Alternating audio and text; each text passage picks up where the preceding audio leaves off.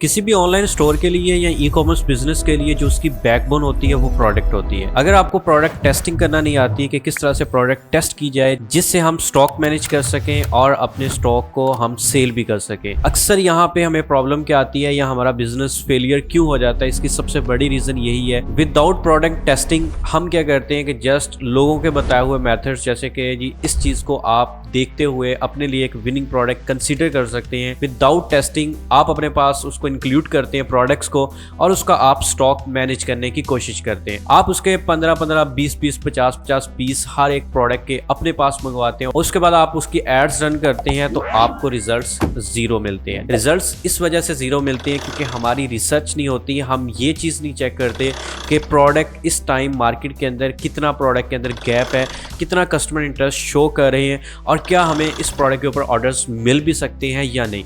ये सारा कुछ पॉसिबल है प्रोडक्ट टेस्टिंग के ऊपर। अगर आप एक अच्छी प्रोडक्ट टेस्टिंग करते हैं, अगर आपको प्रोडक्ट टेस्टिंग के बाद रिजल्ट्स का पता चलता है तो फिर आप उसका स्टॉक भी मैनेज कर सकते हो और इजीली अपने लिए एक सक्सेसफुल बिजनेस ग्रो कर सकते हो। तो प्रोडक्ट को टेस्ट करना किस तरह से किया जाता है और सक्सेसफुल शॉपिफाई स्टोर कैसे रन कर सकते हैं, इसकी कंप्लीट मिथ क्या है, इसकी कंसेप्ट क्या है, तो ये सारा कुछ जो है आज की इस वीडियो के अंदर थ्रू प्रैक्टिकली आपको गाइड करने जा रहा हूँ और वो स्टेप्स और वो तमाम गाइडलाइंस आपके साथ शेयर करने जा रहा हूँ जो पर्सनली हम अपने स्टोर्स के ऊपर लगाते हैं, उन मेथड्स को अप्लाई करते हैं और इन चीजों को अप्लाई करने के बाद ही हम अपने स्टॉक्स को मैनेज करते हैं। तो वीडियो को स्टार्ट करते हैं बगैर टाइम वेस्ट किए हुए। इससे पहले अगर आपने अभी तक इस यूट्यूब चैनल को सब्सक्राइब नहीं किया, चैनल को मस्त सब्सक्राइब कर दें एंड बेल नोटिफिकेशन को आपने लाजमी से ऑन कर देना है। तो चलें स्टार्ट करते हैं। So let's get start.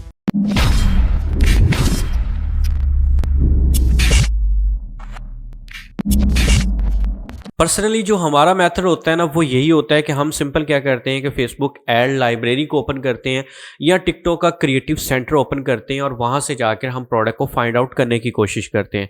अब जैसे कि इस टाइम आप देख सकते हैं कि मेरे पास यहाँ पे कह लें कि फेसबुक मेटा एड लाइब्रेरी है और यहाँ से अब मैं आपको बताता हूँ टू दी पॉइंट कि किस तरह से प्रोडक्ट टेस्टिंग की जाती है। अब यहाँ पे जो एड्स लाइब्रेरी है ना, इससे जस्ट हम एक आइडिया लेते हैं प्रोडक्ट का। अब ये जो फेसबुक की एड लाइब्रेरी है इससे जस्ट हम एक आइडिया कंसीडर करते हैं कि इस टाइम एड्स किस चीज की रन हो रही है। अगर आप हमें कहें ना कि एड्स अगर वो बंदा रन कर रहा है तो हम भी उसको रन करते हैं तो हम उसको सेल कर सकते हैं, दैट इज अनफेयर। तो जस्ट हम क्या करते हैं कि यहाँ पे कोई भी प्रोडक्ट है, जैसे कि हम यहाँ पे कोई एक कीवर्ड लिख लेते हैं, ब्यूटी प्रोडक्ट्स का लिख लेते हैं या फिर हम यहाँ पे हेयर केयर का लिख सकते हैं। आपको कोई भी जो भी प्रोडक्ट आपको अच्छी लगती है आप यहाँ से आइडिया ले सकते हैं। जस्ट जो आइडिया जनरेट करना होता है ना वो इसी की तरह ही होता है जैसे कि मैं आपको यहाँ पे बताने जा रहा हूँ, या जो चीज़ मैंने यहाँ पे आके फेसबुक एड लाइब्रेरी और ये मेथड्स आपके साथ ऑलरेडी जो हमने शेयर किए हुए हैं कि आप किस तरह से आइडिया ले सकते हो कि मार्केट के अंदर चल क्या रहा है। अगर मार्केट के अंदर ये नहीं ना आपको पता चल रहा है कि मार्केट के अंदर कौन सी प्रोडक्ट सेल हो रही है या कौन सी प्रोडक्ट के ऊपर लोग काम कर रहे हैं, तो फिर आप जो है ना बिल्कुल ही कह लें कि अपने माइंड के अंदर ये चीज़ निकाल दें कि आप बिजनेस को स्टार्टअप कर सकते हैं। तो सबसे पहले तो हमें यहाँ से आइडिया लेना होता है कि भाई कौन सी प्रोडक्ट्स हैं ऐसी ऐसी जो कि ई कॉमर्स के अंदर सक्सेसफुल हो रही हैं या फिर यहाँ पे काम करें। अब जैसे कि ब्यूटी प्रोडक्ट है, इसी तरह जैसे कि मैं यहाँ पे हेयर ट्रिमर लिख लेता हूँ। ये भी काफ़ी ज़्यादा इस तरह की प्रोडक्ट्स जो है ना वो ई कॉमर्स की मार्केट के अंदर ग्रो होती हैं, चलती हैं। तो यहाँ पे देखिएगा कि हेयर ट्रिमर मैंने जैसे ही लिखा अब मेरे सामने काफ़ी ज़्यादा हेयर ट्रिमर्स आ जाएंगे और जिसमें ये देख सकते हैं कि ये भी हेयर ट्रिमर आ रहा है। अच्छा, जो चीज़ें मैंने आपके साथ ऑलरेडी भी शेयर की हुई हैं और लाइक हर यूट्यूबर या हर मेंटोर आपको बताता भी है और यही चीज़ होती है। देखें आपके पास 17 अक्टूबर से यहाँ पे एड्स चल रही हैं, तो एक चीज़ तो ये है कि भाई रिसेंटली भी इसके अंदर एड्स आ रही हैं और इसके अलावा यहाँ पर देखिए कि यहाँ पे ओल्ड एड्स भी आपको मिलनी चाहिए जो कि काफ़ी टाइम पहले की एड चल रही हो, लाइक के 10-15 दिन ओल्ड आपको एड भी यहाँ पे देखने को मिलनी चाहिए। अब जैसे कि 16 अक्टूबर की आ रही है और इसी तरह यहाँ पर और आते हैं तो यहाँ पर देखिएगा कि हमें यहाँ पे मज़ीद 16 अक्टूबर की यहाँ पर हमारे सामने एड्स आ रही हैं एंड इसी तरह हमारे सामने यहाँ पर और भी काफ़ी ज़्यादा एड्स आ रही हैं जैसे कि 12 अक्टूबर की भी ऐड आ रही है। ठीक है, ये सारी एड्स का अगर हम कंक्लूजन निकालें तो ये हम कह सकते हैं कि ठीक है लोग इसके ऊपर काम कर रहे हैं, लेकिन अगर हम ये इस चीज़ को कंसीडर करें कि लोग काम कर रहे हैं और हम भी काम करके इसके अंदर सक्सेसफुल हो सकते हैं तो नहीं, ये गलत मिथ है। चले हम इस मिथ को जो है ना थोड़ा-सा बेहतरी की तरफ लाते हैं और इसको प्रैक्टिकली करते हैं कि प्रैक्टिकली हम किस तरह से इन चीज़ों को देख सकते हैं और प्रैक्टिकली किस तरह से अब्ज़ॉर्ब कर सकते हैं और प्रैक्टिकली किस तरह से अप्लाई करते हुए हम अपने लिए एक विनिंग प्रोडक्ट निकाल सकते हैं, जिसको हम बोल सकते हैं कि भाई हाँ, यही विनिंग प्रोडक्ट है और हम ईज़िली इसका स्टॉक जो है मैनेज कर सकते हैं। तो अब प्रोडक्ट टेस्टिंग की तरफ आते हैं। फॉर एग्ज़ाम्पल यही हेयर ट्रिमर है, अगर मैंने इसको सेल करना हो मार्केट के अंदर तो सबसे पहले कौन-सी चीज़ों को मैं देखूँगा? अच्छा, सबसे पहले जो चीज़ें देखने वाली है ना फैक्टर, वो सबसे पहले तो ये है कि भाई मैं ये देखूँगा कि ये लोग इसको सेल कितने में कर रहे हैं। अब देखें कि ये अच्छा ये तो व्हाट्सएप के ऊपर लेके आ रहा है, मैं कोई स्टोर एक आध ओपन करता हूँ ताकि मुझे आइडिया हो सके कि ये प्रोडक्ट को कितने में सेल कर रहे हैं। इसमें सबसे पहले तो प्रॉफिट मार्जिन का आप देखें कि प्रॉफिट मार्जिन कितना बन रहा है। अब देखिए ये ₹1599 के अंदर ये सेल कर रहा है। इसी तरह आई थिंक सो कि ये 1499, 1599 इस प्राइस रेंज के अंदर ये प्रोडक्ट सेल हो रही होगी। अब अगर इस प्रोडक्ट की प्राइस रेंज ये आ रही है तो भाई इसकी जो होलसेल प्राइस है ना वो तकरीबन 550-600 रुपए इसकी होलसेल प्राइस है, आप कहीं से भी ले सकते हैं। और आई थिंक सो कि ये एचएससी के ऊपर भी जो ड्रॉप शिपिंग प्लेटफॉर्म है वहाँ पे भी 550 रुपए की प्राइस रेंज के अंदर ये प्रोडक्ट अवेलेबल है। अगर हम इसको कंसीडर करें, यहाँ पे हम आते हैं कैलकुलेटर को ओपन करते हैं सिंपली और यहाँ से आकर थोड़ी सी इसकी कंक्लूजन करने की कोशिश करते हैं। अब देखिएगा अगर हमें ये 550 रुपए की ये प्रोडक्ट मिलती है प्लस इसके ऊपर हम लगा देते हैं डिलीवरी चार्जेस जो कि 210 रुपये डिलीवरी चार्जेस भी पड़ते हैं और इसके ऊपर हम देखते हैं कि भाई पर ऑर्डर अगर हमें 300 रुपये की भी ऐड कॉस्ट आती है जो कि हमारे चार्जेस हैं और उसके बाद इसके ऊपर लगा लेते हैं 50 रुपये एक्स्ट्रा चार्जेस लगा लेते हैं जिसमें पैकिंग कॉस्ट आ जाती है अगर हम खुद पर्सनली कर रहे हैं या अगर वैसे भी करें तो टैक्सेस वगैरह सारा कुछ डाल के 50 रुपये की एक्स्ट्रा कॉस्ट भी इसके अंदर आएगी।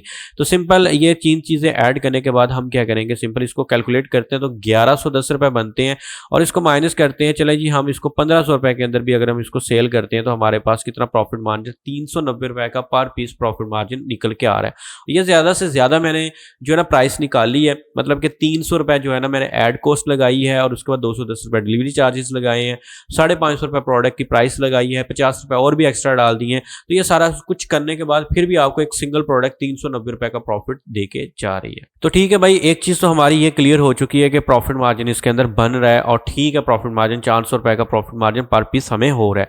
अब हम देखते हैं कि भाई अब इसमें लोगों का इंटरेस्ट कितना है, कस्टमर का इंटरेस्ट कितना है, क्या हम कस्टमर को सेल भी कर सकते हैं या फिर जस्ट जो है ना वो हमारी ये फेलियर की तरफ जाएगी, हमारा स्टॉक कहीं लॉस के अंदर ना चला जाए। अब सबसे पहले तो मैं क्या करूंगा कि भाई इस प्रोडक्ट की जो है ना प्रोडक्ट लिस्टिंग करूंगा और प्रोडक्ट लिस्टिंग करने के बाद एक अच्छा लैंडिंग पेज रेडी करूंगा जिससे कस्टमर की जो कह लें कि कन्वर्जेंस रेशियो है वो हमारी इंक्रीज हो सके।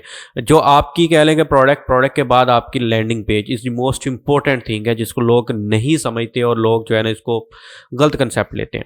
अब देखें कि ये मैंने जल्दी से यहाँ पर आप चेक कर सकते हैं कि मैंने प्रोडक्ट का लैंडिंग पेज रेडी कर लिया है। हर चीज़ यहाँ पे मेरी यहाँ पर देख सकते हैं कि फाइनलाइज हो चुकी है और ये सारा कुछ फाइनलाइज करने के बाद अब मैंने यहाँ पर जो प्रोडक्ट की प्राइस रखी है वो सेट की 1450। मैं इसको कर देता हूँ मजीद इसकी मैं थोड़ी सी बेहतरी लाता हूँ, 1499 करता हूँ और इसके बाद मैं इसको सिंपली यहाँ पे सेव कर लेता हूँ। ये मेरा प्रोडक्ट का लैंडिंग पेज भी रेडी हो चुका है। अब ये मेरा लैंडिंग पेज रेडी हो चुका है। इसके बाद अब नेक्स्ट जो काम करना है वो क्या है, अब जो इसके अंदर नेक्स्ट चीज़ है ना वो है भाई जो सबसे पहले नंबर पे काम करना है वो टिकटॉक एड्स हैं जो कि आपने रन करनी है। टिकटॉक एड रन करेंगे तो आपको आइडिया होगा कि इस टाइम मार्केट के अंदर चल क्या रहा है, मार्केट के अंदर ये प्रोडक्ट सेल हो भी सकती है या नहीं। तो जल्दी से मैं क्या करता हूँ कि अपनी जो है ना यहाँ पे एड जो है ना वो उसको सेटअप कर लेता हूँ। अब आप देख सकते हैं कि यहाँ पर मैंने अपनी ऐड भी सेटअप कर ली है, सब कुछ मेरा फाइनल हो चुका है। अब सिंपल मैंने क्या करना है कि इस ऐड को जो है ना वो टेस्ट करना है कि आखिर मुझे इसके ऊपर कितने रिजल्ट्स जो है ना वो निकल के आते हैं, मतलब कि इसके ऊपर ऑर्डर्स रेशो डेली की कितनी निकलती है। अब जितने मुझे ऑर्डर्स आएंगे डेली के तो फिर उसके ऊपर जो है ना मैं यहाँ पे कंसिडर करूँगा, जो फाइनल चार्ट है ना वो आपके साथ शेयर करता हूँ कि मुझे कितने ऑर्डर्स आए हैं इस ऐड के ऊपर और उसके बाद कितना उसमें से प्रॉफिट बन रहा है और मुझे डेली की ऐड कॉस्ट क्या बन रही है और क्या मुझे इसका स्टॉक मैनेज करना चाहिए या नहीं करना चाहिए। तो ये सारा कुछ जो है ना जब हम इसकी टेस्टिंग ऐड रन कर देंगे, क्योंकि टिकटॉक के ऊपर इसलिए हम एड्स रन करते हैं क्योंकि इंस्टेंट रिजल्ट्स देता है आपको। उसके बाद हम इसको स्केल कर सकते हैं मेटा के ऊपर भी और भी जो है ना स्केल करने के लिए हम टिकटॉक को भी मजीद स्केल अप कर सकते हैं। बट टेस्टिंग फेज है तो टेस्टिंग फेज के अंदर जो है ना मैंने यहाँ पे इसको ऐड को पब्लिश कर देना है और इसके जो भी रिजल्ट्स आते हैं तो वो आपके साथ अभी शेयर करता हूँ और फिर इस जर्नल लेक्चर को हम फाइनल करेंगे।